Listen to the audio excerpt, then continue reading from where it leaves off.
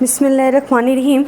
Student, आज का जो हमारा टॉपिक है वो मैं आपको बताऊंगी कि difference between bias and error क्या है। स्टूडेंट, चैप्टर नंबर 15 है सैम्पलिंग एंड सैम्पलिंग डिस्ट्रीब्यूशन, जिसमें हमने बहुत सारे सैम्पलिंग से रिलेटेड कॉन्सेप्ट जो है वो डिस्कस किए। हमने बायस को भी डिस्कस किया है, एरर को भी डिस्कस किया, लेकिन अब हम ये देखेंगे कि बायस्ड और एरर में डिफरेंस क्या है। क्योंकि बायस मीन भी है कि अगर आप कोई मिस्टेक कर रहे हो, कोई चीज़ सही नहीं कर रहे तो हम कहते हैं बायस्ड है। एरर हमारे पास क्या है कि अगर आप कैलकुलेशन सही तरीके से नहीं कर रहे हो तो एरर है। अब इनमें मेन डिफरेंस क्या है हम इस वीडियो में वो पढ़ेंगे, फिर आगे इनकी मेथड्स पढ़ेंगे या इनकी काइंड्स पढ़ेंगे कि किस वजह से हमारे पास अकर हो रहा होता है। अब स्टूडेंट, जब हम बायस की बात करते हैं या एरर की, इन दोनों में जो डिफरेंस है वो मैं आपको थोड़ा सा बता दूं कि जब हम एरर की बात कर रहे हैं और बायस की बात कर रहे हैं तो इनमें डिफरेंस आपके पास क्या है कि हम कहते हैं कि when an increase error will be decrease. तो एरर क्या होता है? डिक्रीज होता है। फिर मैं आपको आपकी डेली रूटीन लाइफ से इससे रिलेटेड एग्जांपल भी दूंगी कि जो हम ये कह रहे हैं कि एरर जो हमारे पास एन इंक्रीज हो रहा है तो एरर डिक्रीज हो रहा है, ये क्यों हो रहा है। इसी तरह अगर बायस की बात कर रहे हैं तो हम कहते हैं an increase bias is also increase.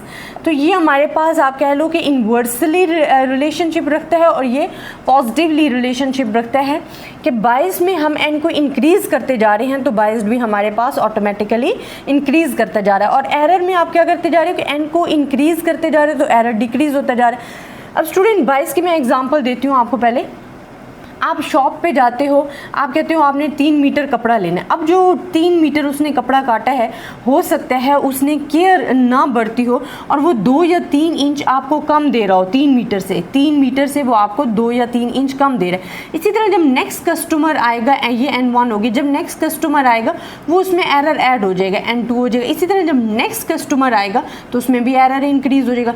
At the end result आपके पास क्या निकलेगा कि बहुत ज़्यादा कपड़ा जो है वो आपके पास एक्स्ट्रा बच जाएगा। अब ये जो एक्स्ट्रा कपड़ा आपके पास बच गया है वो किस वजह से बचा है? Because you are doing some mistakes and this is called the biased. और वो आपके पास क्या होता है?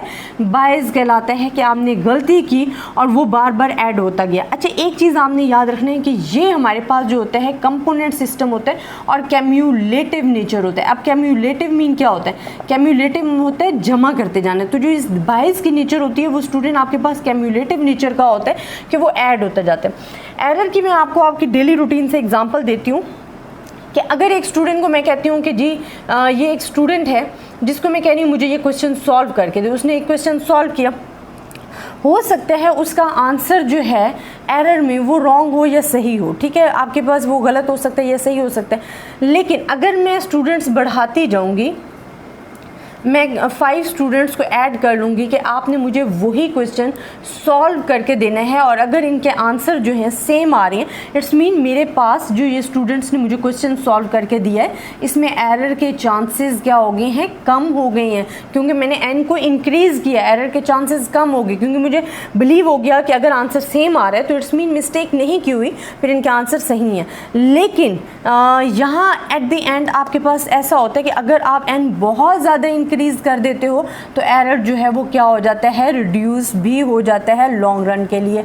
तो ये आपके पास एरर एंड बायस्ड में डिफरेंस है कि अगर आप एन इंक्रीज कर रहे हो तो एरर आपके पास डिक्रीज हो रहा है और बायस में आप कह रहे हो कि अगर एरर इंक्रीज कर रहे हो तो बायस आपके पास क्या हो रहा है? आल्सो इंक्रीज हो रहा है और बायस्ड आपके पास कैम्यूलेटिव नेचर होता है। अब स्टूडेंट, एरर से रिलेटेड जो आपने काइंड्स पढ़ी थी वो भी मैं आपको बता देती हूँ ताकि आप लोगों का जो कॉन्सेप्ट है वो ज़्यादातर अच्छे तरीके से क्लियर हो जाए। और फिर मैं आपको बायस का भी बता देती हूँ कि हमारे पास क्या होता है। अब स्टूडेंट, आपने यहाँ हमारे पास एरर में आपने 2 टाइप्स पढ़ी थी। एक सैम्पलिंग एरर होता है, एक सेकंड आपके पास क्या होता है? Non sampling error. अब सैम्पलिंग एरर में आपने क्या पढ़ा था कि जब हमारे पास एरर हमारे पास क्या आ रहा होता है? जब एरर आप कहते हो x बार माइनस म्यू तो वो सैम्पलिंग एरर होता है। आप कहते हो कि आप सैम्पल स्टैटिस्टिक्स में से डिफरेंस ले रहे होते हो taking the true value of population parameter. तो आप कहते हो difference between sample statistic and true value of population parameter is called the sampling error. ये मैं ऑलरेडी आपके साथ डिस्कस कर चुकी हूँ, इस वजह से आपको डीपली नहीं डिस्कस करवाऊंगी। आपने अगर ये देखना है तो आपने प्रीवियस लेक्चर्स देखने होंगे। और नॉन सैम्पलिंग एरर हमारे पास पास क्या होते हैं कि वो तमाम काइंड जो कि ह्यूमन की वजह से होती हैं, कि ह्यूमन एरर्स जो है, ह्यूमन मिस्टेक्स जो हैं वो हमारे पास नॉन सैम्पलिंग एरर में आ जाती हैं। इसी तरह स्टूडेंट जो बाइस्ड हमने पढ़ा था उसके जो मेथड्स थे वो मैं आपको बता देती हूँ। ये बाइस्ड के मेथड आपको बताने लगी हूँ। बाइस्ड हमारे पास अकर होते हैं डेलिब्रेट सिलेक्शन की वजह से।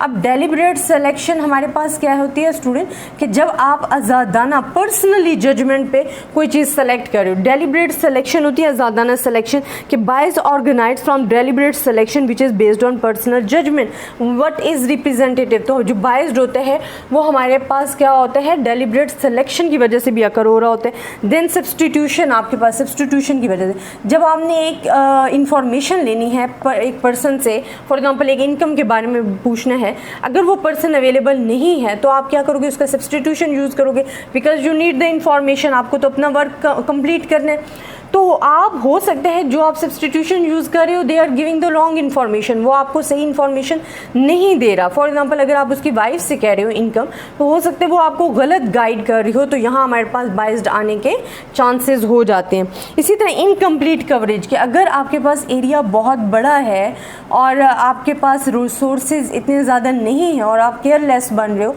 तो इनकम्प्लीट कवरेज जो है वो आप करोगे, तो बाइस आल्सो इमर्ज हो जाता है when we fail to cover the whole of the selected sample. जब आप फुल सेलेक्टेड सैंपल्स को, या जो क्वेश्चन एयर का मेथड होता है उसमें हमारे पास क्या एरर आ जाता है कि हम इनकम्प्लीट कवरेज करते हैं, कि हमने जो 10 क्वेश्चन दिए होते हैं ज़रूरी नहीं है कि 10 का 10 ही हमें आंसर मिलेगा, हमें मेजॉरिटी 5 का आंसर मेरा होता है, नहीं बाकी नहीं मेरा होता। तो ये जो इनकम्प्लीट कवरेज होती है it's also causes for the biased हमारे पास आ जाती है। हैफेजर्ड सिलेक्शन आ जाती है। हैफेजर्ड सिलेक्शन में स्टूडेंट हमारे पास क्या आ जाता है, क्या हम कहते हैं इत्तेफाकन कोई चीज़ सेलेक्ट कर लेना, क्योंकि जो इंसान है, ह्यूमन बीइंग्स की नेचर है कि वो हमेशा रेंडमनेस इन हिज चॉइस रखता है, उसकी कभी भी चॉइस सेम नहीं रहती है। तो ये जो haphazard selection is also introduce the biased. इसी तरह इनएडिक्वेट इंटरव्यूइंग, आपने इंटरव्यू जो है वो आपने सही तरीके से नहीं ले रहे, तो इनएडिक्वेट interviewing is also cause of the बाइस। तो that is the difference between the error and बाइस। बहुत ज़्यादा स्टूडेंट कन्फ्यूज़ हो जाते हैं कि जी मैम एरर में क्या डिफरेंस है और बाइस में क्या डिफरेंस है। तो स्टूडेंट एरर और बाइस में बेसिकली जो डिफरेंस है वो आपके पास ये है, मेन आपने याद रखना है विद एग्जांपल्स। आप डेली रूटीन एग्जांपल इसी तरह सर्च करो कि जब एन इंक्रीज हो रहा है एरर डिक्रीज हो रहा है, लेकिन बाइस में जब एन इंक्रीज हो रहा है तो बाइस भी आपके पास इंक्रीज हो रहा है, because they have the cumulative nature and component systematic होता है। क्योंकि अगर ये एक बड़ी सिस्टम में आ जाए तो ये इंक्रीज करता जाता है, ये कभी भी ख़त्म नहीं होता। तो ये हमारे पास डिफरेंस है। आई होप स्टूडेंट आपको मेरा लेक्चर पसंद आया होगा। अगर आपको किसी भी किस्म की और प्रॉब्लम है या कहीं किसी भी टॉपिक में जो आपको सही तरीके से समझ नहीं आ रहा, आप मुझसे डिस्कस कर सकते हो। अपनी दुआओं में याद रखिएगा। अल्लाह हाफिज़।